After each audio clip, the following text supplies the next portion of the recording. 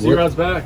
As you guys have talked about how active he's been in practice, but this week especially, what have you seen out of him as he's ramped up? Yeah, I mean, it's nice to just have him in the meetings preparing, knowing that he's a part of this whole thing. You know, he's such a good guy and such a good player, and he just makes us, you know, so much a better offense. Just having his, I don't know, just his whole persona. You know, just the way he carries himself. He's a veteran in this league. He's very tough-minded, and he's super talented.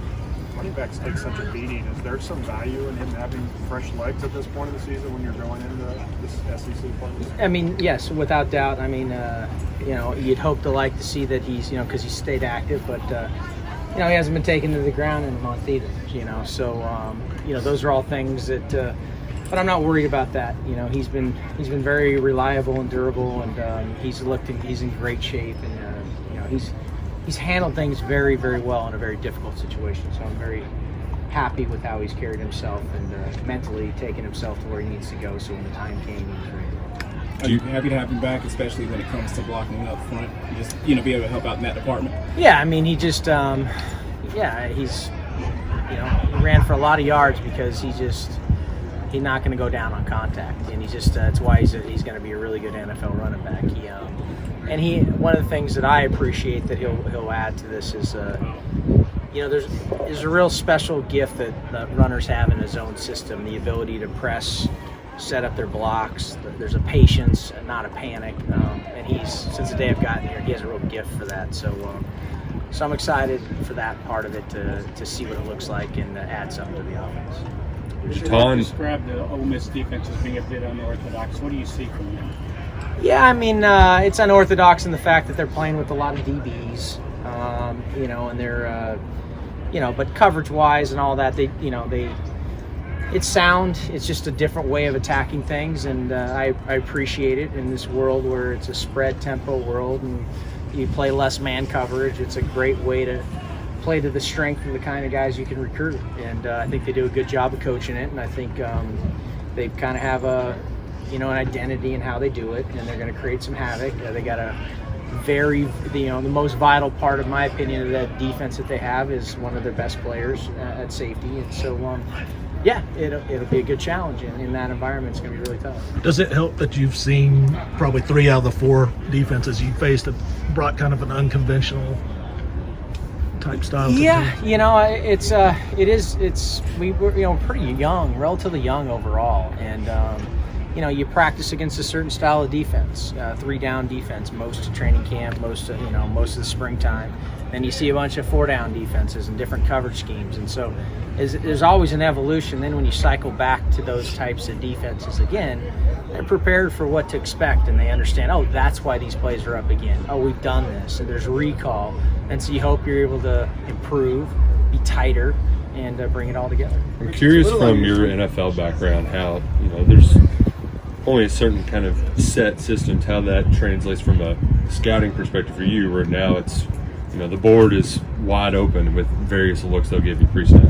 Yeah, I mean, like getting ready for a couple of these games, literally every game tape you watch, it's other spread offenses, other tempo. Like last week, you know, I mean, they played Tulsa, and these teams are tempo offenses. So, yeah, it doesn't necessarily translate to what we're doing. So there's definitely a feeling out process in early games to see how they're going to play you, and so you have to be very good at adjusting so you can, you know, have the flexibility to attack it. I do like the fact that in the SEC you're going to always have some common opponents that can get big on people, can lean on people, can play with a style of play that's similar to what we can do, and so I do appreciate that now, and it will help us.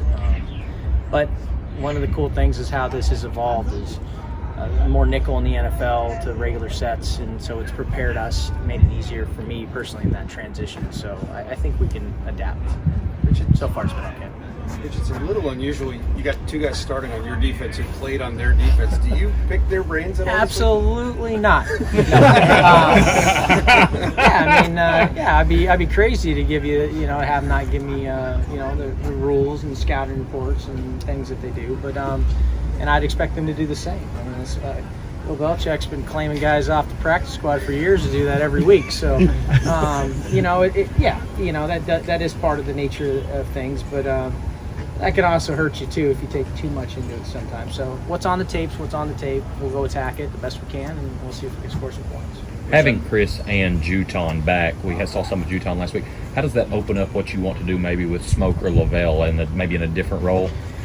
Yeah, without giving too much away, it fires me up. I mean, it's just we had a lot of cool packages in fall camp, and that we thought we developed in the summertime where we could put variations of guys on the field with Juton, with C-Rod, with receivers, with running backs, with running backs, receivers and running back, all those things, the stuff we did in SF. So I think having C-Rod back and having some depth again, because we were really playing with two guys and running back for 2 weeks there, it provides us a chance to do something, to have some fun with our personnel groups. You were excited about Chris's pass catching ability back in the spring. I am. I'm Is very that something excited. that remains? Yeah, it's been very pleasing to me to his ability to run routes, his ability to catch, his feel for the pass game.